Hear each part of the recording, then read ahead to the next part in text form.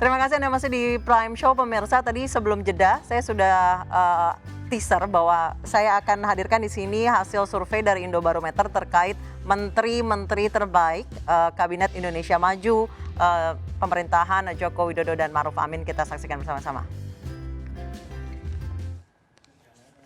Nah ini dia, Prabowo Subianto ada di peringkat teratas 29,3%, Nadiem Makarim 16,3%, Sri Mulyani 15,2%, Erick Thohir 12,2%, Mahfud MD 8,8%.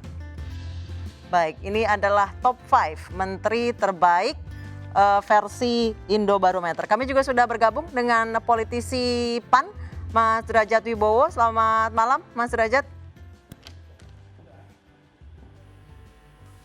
Oh baik, saya akan kembali ke Mas Kodari. Mas Kodari, tadi Anda Indobarometer sudah mensurvei ada 5 menteri terbaik dari pemerintahan Joko Widodo dan Ma'ruf Amin. Nama-nama Prabowo, Nadiem, dan Mahfud MD, beberapa kebijakan dan pernyataannya ini kerap menjadi highlight dan kontroversi di tengah masyarakat. Sebenarnya apa sih yang membuat mereka ini kemudian jadi top 5 menteri terbaik? Nah, itu survei bulan November 2020 ya, dalam rangka setahun pemerintahan Pak Jokowi periode kedua, Jokowi Ma'ruf Amin. Sebetulnya rumusan pertanyaannya yang lebih tepat itu adalah tolong sebutkan nama menteri yang menurut Bapak Ibu kinerjanya baik, begitu ya. Dan artinya ada banyak nama yang disebut, dan yang paling banyak disebut itu 5 teratas adalah Prabowo, Nadiem Makarim, Sri Mulyani Indrawati, Erick Thohir, dan Mahfud MD. Nah, jawaban untuk masing-masing nama itu sebetulnya ada. Sebetulnya kalau mau dilihat dalam laporan surveinya yang saya kirimkan tadi, itu ada perinciannya. Kalau Prabowo itu apa saja jawabannya, Nadiem apa saja jawabannya. Nah, kalau untuk Prabowo misalnya, seingat saya salah satu alasannya itu karena dianggap cocok dengan latar belakang Pak Prabowo yang militer ya. Tentunya ini seperti jawaban yang tautologis kan begitu ya. Tetapi ya karena ini survei kepada masyarakat umum, kemudian pertanyaan terbuka, ya apa yang ada di kepala masyarakat itu yang kita catat begitu. Ini populer atau terbaik? Ini populer atau terbaik sebenarnya jawaban dari masyarakat yang didapat ini? Menteri yang Anda anggap baik. Nah, ini sebetulnya memang ada elemen popularitas, artinya menteri-menteri yang dikenal namanya itu tentu lebih cenderung untuk disebut ya di luar, entah karena memang misalnya kayak Pak Prabowo pernah maju calon presiden 2 kali ya, atau kemudian Erick Thohir itu kemarin waktu jadi menteri kan dia langsung hits tuh karena ada peristiwa Garuda. Yang terkenal ada menyelundupkan sepeda Brompton begitu, dan itulah momentum di mana orang kenal dengan sepeda Brompton begitu ya. Kemudian Sri Mulyani memang sudah lama jadi menteri begitu. Nadiem sendiri sebetulnya juga sebelum jadi menteri kan sudah dikenal karena dia adalah pendiri Gojek. Ya, memang ada elemen makin dikenal makin sering disebut begitu. Dan Nadiem misalnya itu juga.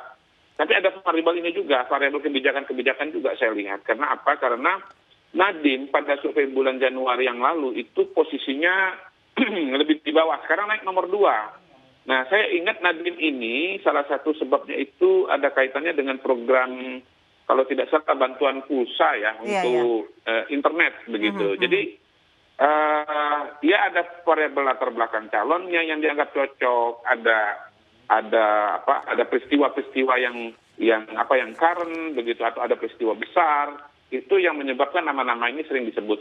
Kita menyadari bahwa popularitas atau kemudian evaluasi baik atau tidak baik ini kalau di survei opini publik itu bisa jadi berbeda dengan evaluasi dari kalangan atau komunitas itu sendiri. Tentu saja yang seperti tadi disebutkan adalah Nadiem Makarim. Nadiem ini kalau di dunia pendidikan, di kalangan guru itu saya mendengar ada pro dan kontra.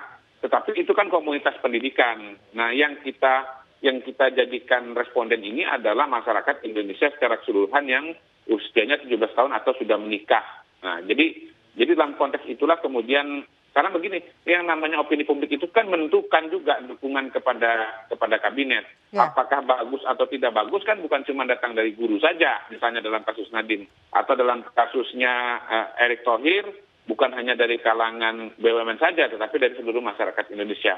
Kira-kira begitu, Nisa, konteksnya. Baik, ada Latar satu belakangnya. lagi nama yang kemudian menjadi highlight di masyarakat adalah Menkes yang bukan dokter. Tanggapan Ya. Mas Kodari seperti apa? Saya lihat begini, pertama sebetulnya Pak Jokowi itu bukan tidak cocok dengan Pak Terawan. Walaupun banyak yang dalam tanda kutip marah karena Pak Terawan ini menganggap enteng masalah COVID ya, dengan pernyataan beliau yang mengatakan bahwa nanti juga sembuh sendiri. Tetapi hemat saya sebetulnya memang ya medis itu ya memang kajiannya menunjukkan bahwa kalau antibodi kita kuat maka virus akan kalah. Cuman kan masalahnya dengan orang-orang yang komorbid atau daya tahannya lemah itu kan bisa berbahaya. Nah yang kedua, Pak Terawan itu kan kebetulan saya pernah berbicara langsung dengan beliau. Saya sendiri juga surprise ketika saya tanya, Pak, Bapak jarang ngomong, saya ini kan tentara Mas gitu. Terkejut saya. Di kepala saya Pak Terawan itu dokter gitu. Tapi dia menganggap dirinya tentara dan dia melihat COVID ini sebagai perang. Nah dalam perang itu kapan nongol, kapan diem itu ada timingnya begitu. Yang singkatnya kira-kira beliau ini mengatakan ya kita nggak bisa semua strategi kita paparkan secara terbuka karena kan nanti lawan jadi tahu begitu. Yang kedua kita belum tahu sampai kapan masalah pandemi COVID ini akan selesai. Jadi kita harus pintar-pintar mengatur nafas. Nah sekarang sebetulnya ujung di lorong pandemi itu udah mulai kelihatan, yaitu yaitu vaksinasi. Nah pada titik itulah kemudian masuk orang dengan latar belakang manajemen yang dianggap kuat seperti Pak Budi Gunadi Sadikin. Gitu. Baik.